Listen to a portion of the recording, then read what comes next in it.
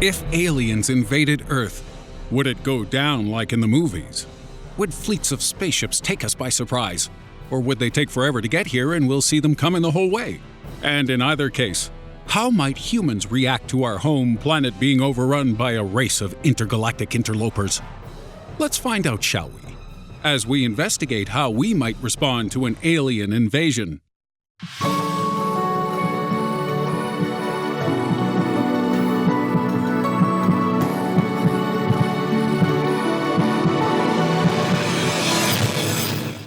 Starting at number 4, how and where?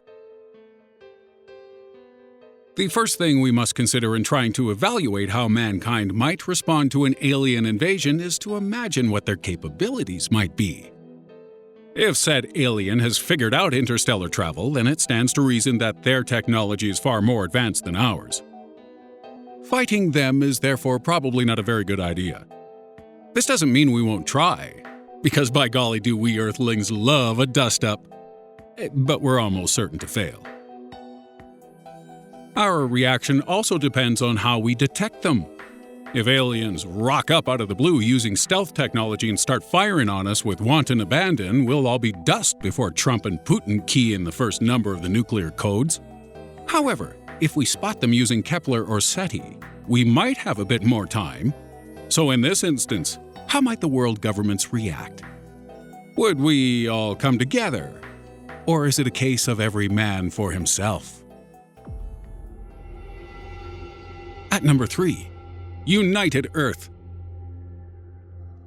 An alien invasion of Earth has the potential to bring mankind together like nothing before. All nations would be forced to come together to prepare to fight the alien menace. But would anyone stray from the party line? And I'm looking at you, Kim Jong-un. You're gonna go behind the world's back and collude with the goose people of Ragnar 9, aren't you? You slippery devil. If Earth is to unify, we believe they'll do so under the auspices of the United Nations, with the UN directing Earth's combined forces to protect major population centers and natural resources. The UN isn't perfect, and its authority has been diminished in recent years by the actions of certain nations. But in time of global crisis, it'll be the best organization for the job. They will take charge of organizing the world's air units and supplies of atomic weaponry in order to coordinate a combined strike. They will ensure that food and supplies are shared among people of all nations, and they may even draft proposals which place one nation's military under the command of another country. At present, there are units of many nations stationed around the world, and not all of these will be sent home to protect their own countrymen. Many will stay put, helping to provide a uniform force across the globe.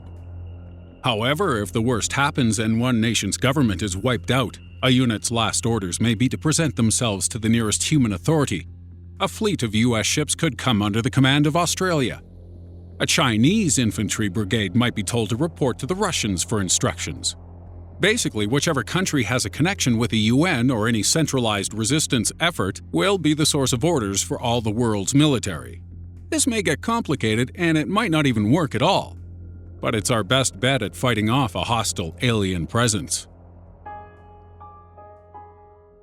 At number 2, society.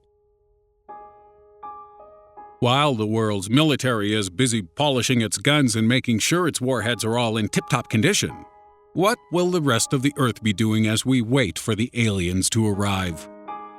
It's likely that many men and women of fighting age will be pressed into military service through conscription, or they'll be needed elsewhere to provide support for industry. Even under threat of invasion, society must still function as normal. People need food, medical care, fuel, and shelter. To this end, martial law and rationing will be introduced to most countries, and civil liberties will go right out the window too. There will be a desire among some to leave the cities and head for the hills or random islands, but this mass movement may be prevented to help keep society working. If Earth's infrastructure breaks down, then the aliens have a free shot at our planet, so force may have to be used to coerce people into staying put and continuing with their daily lives.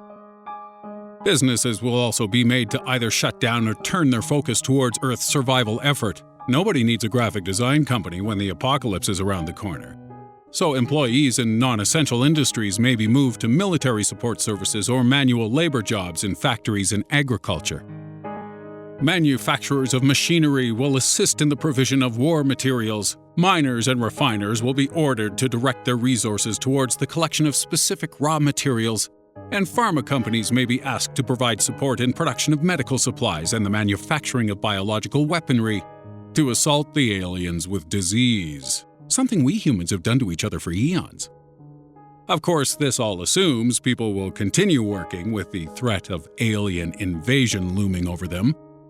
There's a strong chance that force may not be enough to control everyone, and some will be happy to take their chances with our soon-to-be conquerors. And at number 1, what do they want? The way individual humans react to the alien threat depends on how we perceive they'll treat us should they win, which they almost certainly will. Are they here to wipe us out, keep us as slaves, or impose a new way of life on us? Like democracy, but sexier. If the aliens are perceived as hostile, then society will collapse into an orgy of self-preservation and gratification.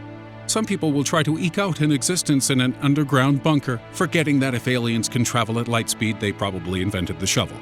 Others will give up hope of survival and instead try to fill humanity's last days with substances, sex, and looting. Others might turn to religion, praying that God will save them, or by deifying our alien interlopers and hoping they'll free us from the shackles of humanity. This last one might not be as crazy as you think. Any alien civilization with faster-than-light travel must be sufficiently advanced to have rejected barbarous behavior. If we accept this to be true, then the only reason they'd wipe us out is if we were deemed a potential threat in future.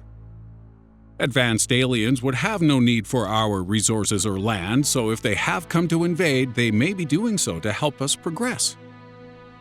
Objectively, humanity is simply a group of hairless, out-of-control apes who fight over dirt and occasionally find new ways to get the rocks off. Humans may therefore be seen as some sort of project by advanced extraterrestrials, with invasion and our submission to our rulers the only way to impart their wisdom upon us. If so, we may be wise to roll over and submit. Otherwise, the aliens might start exterminating anyone who doesn't get with the program. The truth is, alien invasion might actually be a good thing overall. Oh, sure, we'll lose control of our own destiny. But we may also gain an understanding of the universe beyond our own planet and become introduced to new ideas, concepts, and incredible technologies. Basically, what I'm saying is that I welcome our alien overlords and I bow to their glory. I am yours to probe, oh great masters from beyond the stars. But what if we're the alien invaders? What if we were to find an alien life form, albeit a molecular one, on the moons of Titan or Europa? How would Earth act in this situation?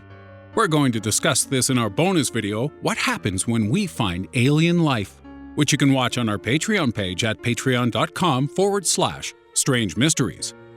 For a $2 a month pledge, which you can cancel at any time, you'll get to watch this, and indeed all of our bonus content which goes deeper and darker into every topic than YouTube allows.